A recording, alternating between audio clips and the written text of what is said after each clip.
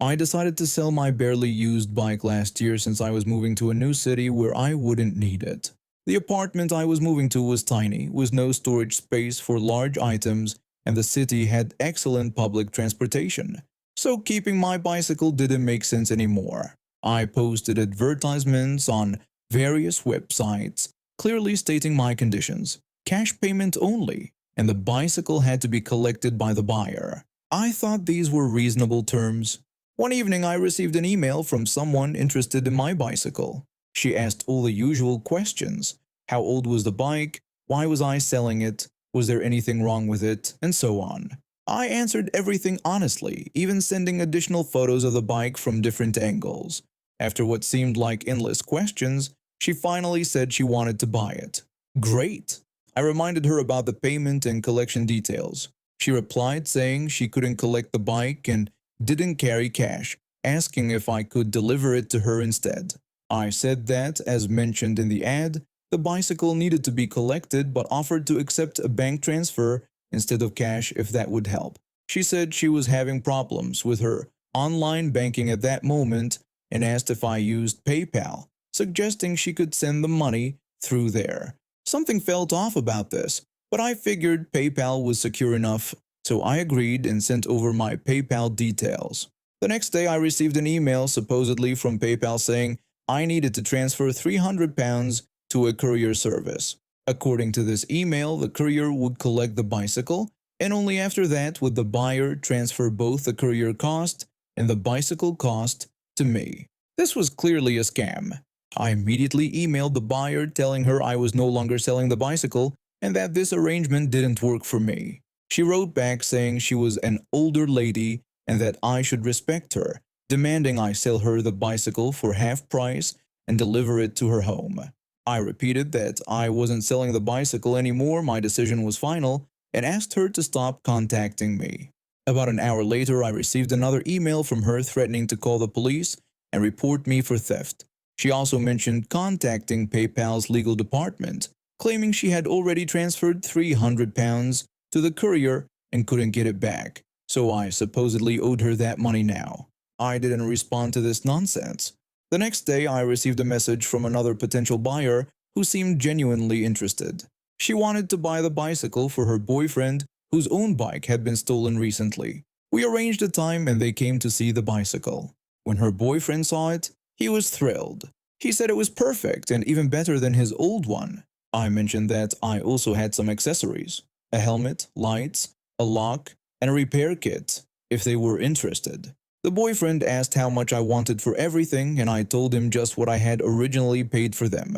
He immediately agreed to the deal. They paid in cash, loaded everything into their car, and left. It was a successful sale that left all three of us happy. The following week, I heard a knock at my door. Two police officers were there, explaining they were investigating a theft of a bicycle and cash, plus allegations of a scam. I invited them in and showed them everything: the original advertisements, all the emails from the first buyer, and the fake PayPal email about the courier payment. The officers said they had seen this scam before, and that the email contained the courier's name, which gave them something to work with. They asked if I could forward all these emails to them. When I asked if I was in trouble, they told me I was no longer being investigated, but mentioned they might need to contact me again as the case progressed. A few days later, I received an email from someone claiming to be from PayPal's legal department, threatening to take legal action if I didn't pay the £300 within 10 days. I simply forwarded this email to the police contact and ignored it completely.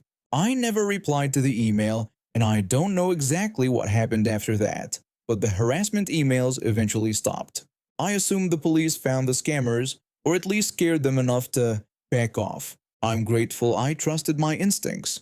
The bicycle ended up with someone who truly appreciated it, and I didn't fall for an obvious scam. I have been an electrician for almost 30 years now. About 25 years ago, I worked at the big orange home improvement store with the aprons. I enjoyed helping people with their electrical projects. Having seen many do-it-yourselfers make dangerous electrical mistakes that could cause fires or even be fatal, I took pride in giving proper advice and showing them how to do things correctly. When talking with customers, I gauge their skill level and sometimes tell them they'd be better off hiring a professional. Occasionally, they'd ask if I could do the job, but I never used my position at the store to find work. It just didn't seem right to me. I didn't want anyone thinking I was trying to get them to hire me instead of helping them. I would recommend several reliable local electricians that I knew were honest folks, not pushing customers towards any single one. I usually worked in areas outside where I lived anyway. I stayed at that store for a couple of years till I got tired and needed more family time. After I left, when I shopped there, other employees would still direct people with questions my way. I almost always helped unless the person was rude. I hate when people are rude and ignorant to others. It's like a switch flips in my head. My filter disappears and nobody knows what I might say or do. The older I get, the quicker that switch flips, though I usually have more patience when the rudeness is directed at me. Last Saturday, I was picking up supplies for some electrical work at my buddy's new place. While browsing the aisles, I noticed an elderly gentleman, he had to be at least 70, looking confused in the breakers and panels section. I stopped and asked if he needed any help. The elderly gentleman joked that my offer of help must have been prompted by the look of determination on his face. We both laughed, and he told me about his project. He was helping his son install a hot tub at his grandson's new house as a wedding gift.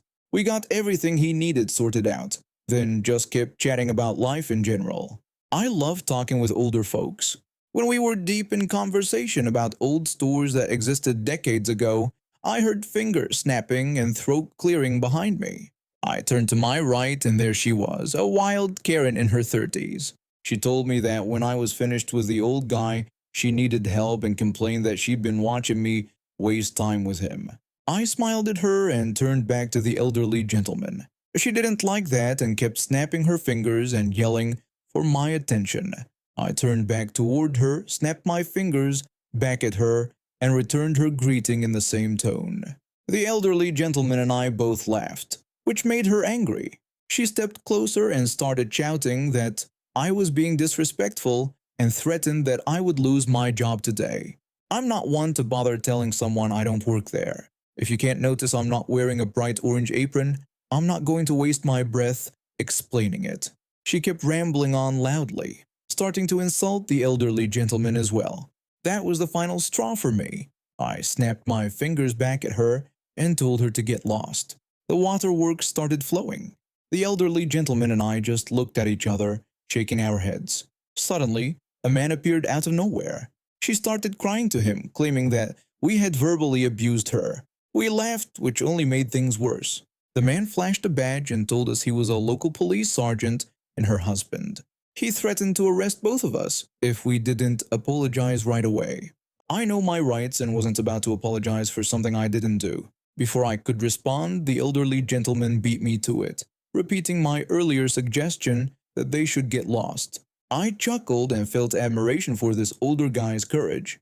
When the sergeant started approaching us, another man about my age came around the corner. The sergeant seemed to get even more arrogant as the newcomer got closer. The sergeant called out to someone he addressed as chief, asking him to call for a unit so he could handcuff us. The newcomer looked at the sergeant, then at us, and asked his father if he got everything for the hot tub.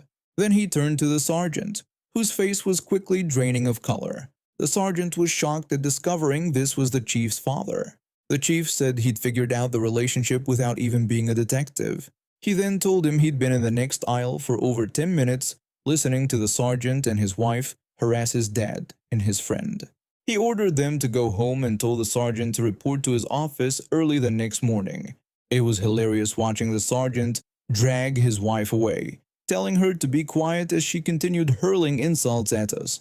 I think the reality of the situation finally hit her a few aisles away, because we heard her exclaim in shock as the truth dawned on her. The three of us, the elderly gentleman, the police chief, and myself, ended up chatting for about 30 more minutes before going our separate ways. That sergeant is probably still doing desk duty to this day. I'm a high school junior who hangs out with my small group of friends. We're not troublemakers, just normal teenagers who like to spend time together. One of my closest friends has an older brother who drives him to school. His brother works at a local store but takes time off once a week to help their grandmother get her medical supplies. During those weekly trips, he lets us hang out in his car while he's at the store.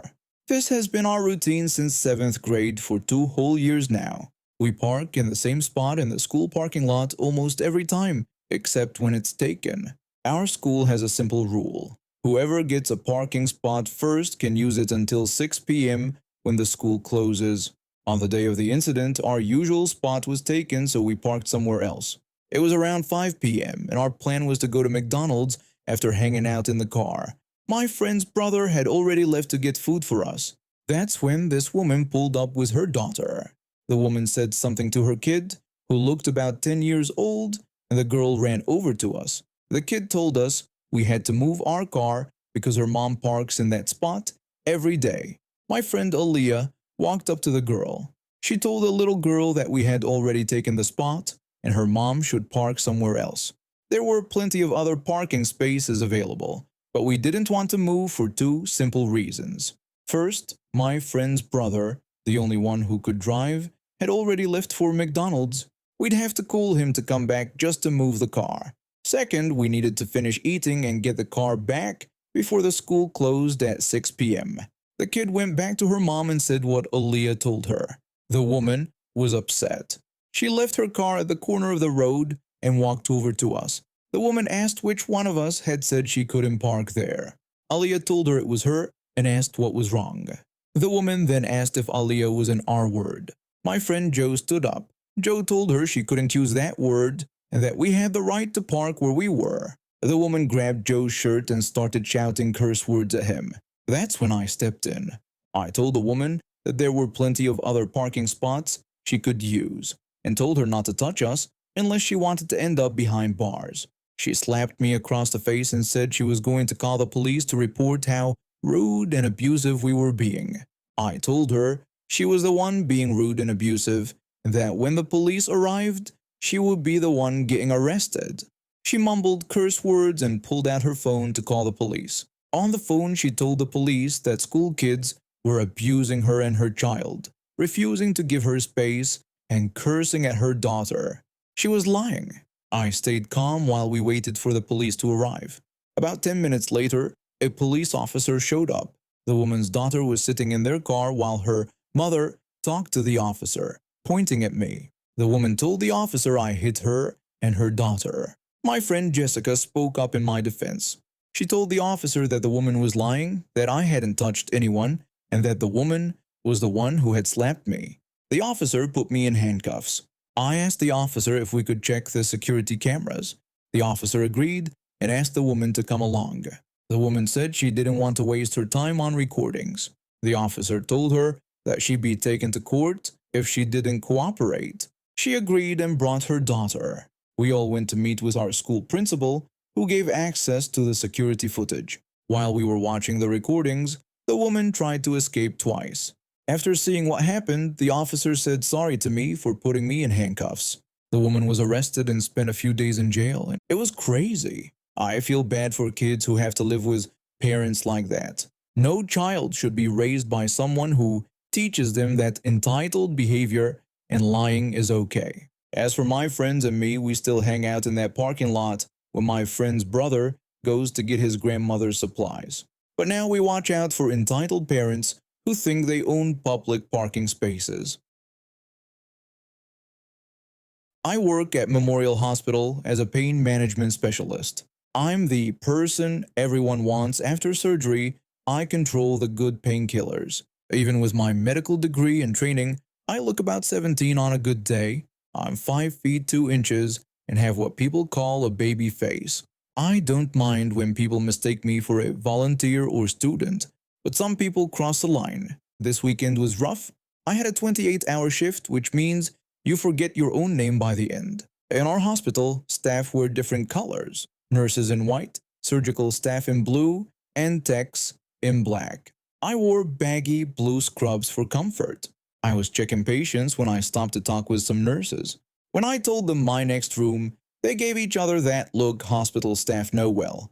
the "you're in for it" look. One said they'd check on me, which means this patient is terrible. I had too many patients and not enough time. I took a breath and went in. I tried to say hello, but the patient cut me off. He said I was late and he was done with his food. I asked if he wanted me to clear his tray, and he talked down to me like I should have known. We deal with people in pain who aren't at their best. His wife sat beside him looking sorry and moved to take the tray, but I waved her off. I tried to introduce myself again, but he said he needed the bathroom. I offered to come back later, but he repeated himself like I didn't understand. I told him he could use the restroom and I'd return afterward. He got angry. He complained about the hospital and criticized me for not helping him after what he called major surgery. He asked if I wanted him to wet himself. I looked at my patient list. This guy had finger surgery on his non-dominant hand. He had one working hand and both legs worked fine. I explained that his record showed he passed physical therapy yesterday and could get in and out of bed on his own. I offered a urinal if needed. This made him angrier. He yelled about his surgery and pain, saying I wanted him to lie in his urine and that I should help him. Some nurses looked in to check on me, but I waved them away. This guy needed to be put in his place. I told him his request was inappropriate, and while we'd provide help if needed, we wouldn't accept verbal harassment. He dismissed me, saying he wouldn't listen to some nurse, and told me to do my job.